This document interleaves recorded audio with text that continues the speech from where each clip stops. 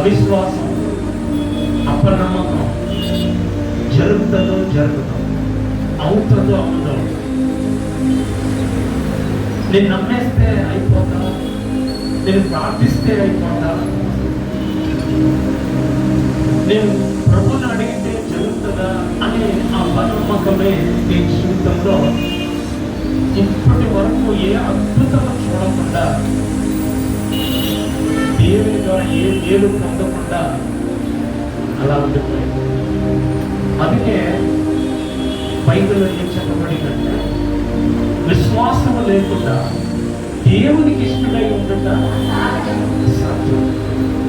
విశ్వాసము లేకుండా దేవునికి ఇష్టమై ఉండుట అసాధ్యం. దేవుని ద్వారా నీవు ఏ మేలు పొందలేవు. ఆయన భూమి మీద నడియాడుతున్న దినాల్లో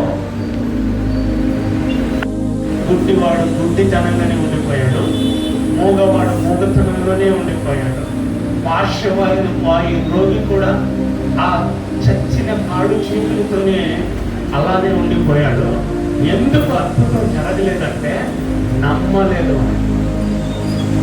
ఎవరు దేవుని నమ్మరో వారి జీవితంలో ఎక్కడ వేసిన దొంగలి అక్కడే అన్నట్టు బ్రతుకు కూడా అంతే.